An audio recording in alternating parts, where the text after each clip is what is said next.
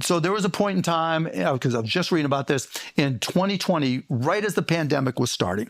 And because there was a lot of the demand for oil and gas was falling, Russia and Saudi Arabia got into a price war on oil. And the price of gas just plummeted. And a bunch of the people in the oil industry went to Donald Trump and said, you know MBS at Saudi Arabia, you know Putin, for better or worse, get them together. And let's make this. And let's reduce production so the price of oil goes up. Now, here's the bargain. Do you save the oil companies, or do you save all the people who are suffering from the pandemic and want to pay less for gas? And so when and if you track it, the reduction in production of oil, they pulled back so much so that the price went up. And then over time, over the following 2 years, so that was from early 2020 to late 2022, they increased production. And when you increase production, the price of gas goes back down some. So when they were reducing production, the price of gas went like this. And that was the start of inflation. Because just like he says all the time, drill, drill, drill, because that'll reduce the prices of everything else. Well, he literally caused the prices of everything else to start going up. So by the time he left, the price of oil is expensive. The shipping is more expensive. Everything is it's more trickle down effect from oil. Special report: Trump told Saudi, cut oil supply or lose U.S. military support. As the United States pressed Saudi Arabia to end its oil price war with Russia, President Donald Trump gave Saudi leaders an ultimatum. In an April 2nd phone call, Trump told Saudi Crown Prince Mohammed bin Salman that unless the Organization of Petroleum Exporting Countries, OPEC, started cutting oil production, he would be powerless to stop lawmakers from passing legislation to withdraw U.S. troops from the kingdom, four sources familiar with the matter told Reuters. The threat to upend a 75-year strategic alliance, which has not been previously reported, was central to the U.S. pressure campaign that led to a landmark global deal to slash oil supply as demand collapsed in the coronavirus pandemic, scoring a diplomatic victory for the White House. Trump delivered the message to the Crown Prince 10 days before the announcement of production cuts. The kingdom's de facto leader was so taken aback by the threat that he ordered his aides out of the room so he could continue the discussion in private, according to a U.S. source who was briefed on the discussion by senior administration officials. I'm not an economics guy, but let me tell you what's going on. Do you know why diamonds are expensive? Diamonds are expensive because there's not a lot of them out there. And because they're so rare, they cost a lot more money. Do you know why cubic zirconia are so cheap? Because it's everywhere. The supply is high.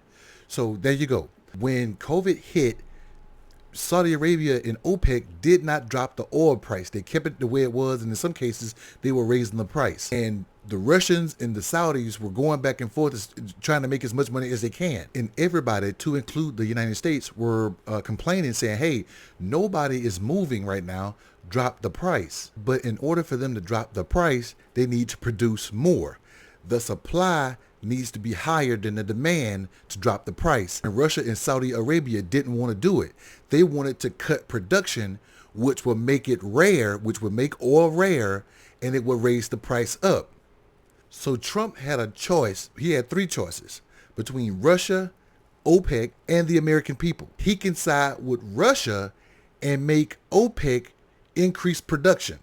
That'll make Russia's oil supply more expensive. He can side with OPEC and make Russia increase their oil supply output.